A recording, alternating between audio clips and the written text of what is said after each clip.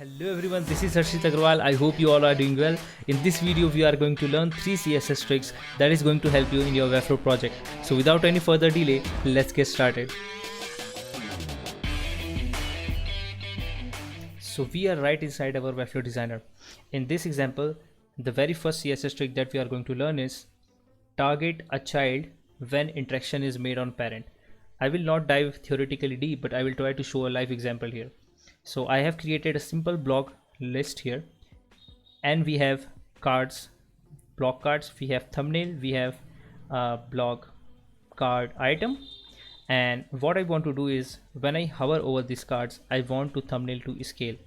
So we can do that with Webflow interaction, of course, but CSS are much lighter than Webflow interactions, right? So we will try to do this with Webflow with CSS, and you can use this CSS trick in other use cases as well. So let's get started here. First, we will have to go to our embed. We will have to take an embed and we will have to write a small CSS code. So first we will target our card item. So we wanna hover over the card item first. So that's why we will write here cards item. That is actually my CMS item here. Then I will apply a colon and I will type here hover. So when we do that, I'm saying that I want the CSS to be applied only on hover. Then I will target a child. So whenever we enter a space and we enter another class, we are saying that we want to target the child of that CMS item.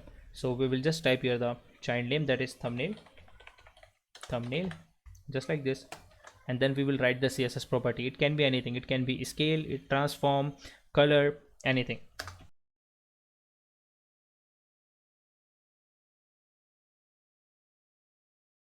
Hit save and close. So now you can see when I'm hovering over the card, it can be anywhere.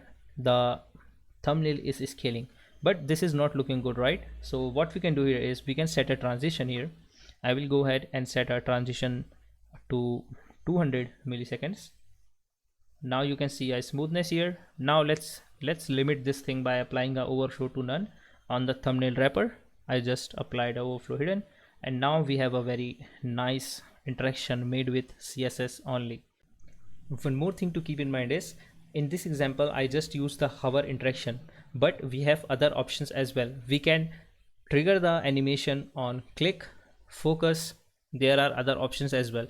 I will drop a link in description that will take you to the CSS selectors page. You can look inside the list of all the selector options that we have in CSS, and that will help you a lot in your Webflow project. So in this example I have just applied active again. I hit save, and now you can see that when I'm clicking over the element, the animation is getting triggered. So yeah, we have other options as well. Moving to the second CSS trick.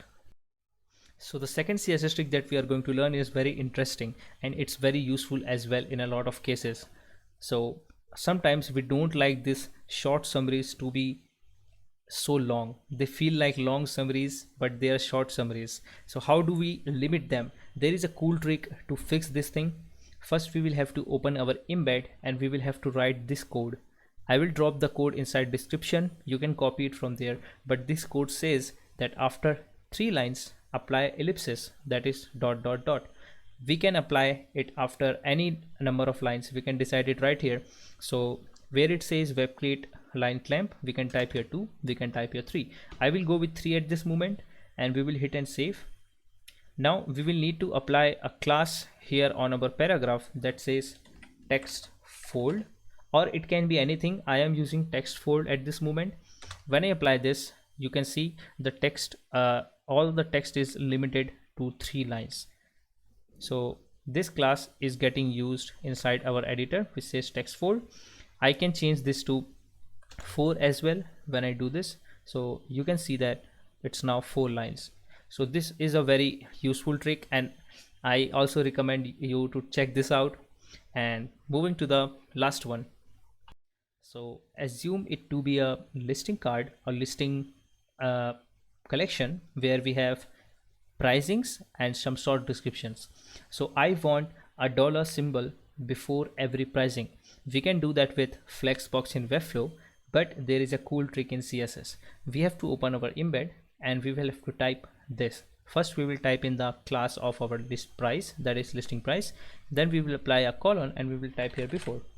We can type after if we want the symbol to be after the price, but here we will go with the before, and then we will have to type here a property that is called content. We will type the content, that is $, and we will hit save and close. Once we do that, we can see $ is applied on all of the prices, and we want a space here. So let's go back to the editor and apply a space right here. Once we do that, voila, it's working really well. So that is it for this video, guys. I hope you enjoyed the video. I know this video was very small. This is my first video here. As I become more comfortable in camera, I will definitely upload more awesome tricks related to Webflow. So if you enjoyed the video, leave a like and let me know in the comments what you want to see next. And this is Harshit Agrawal. I will see you in the next one.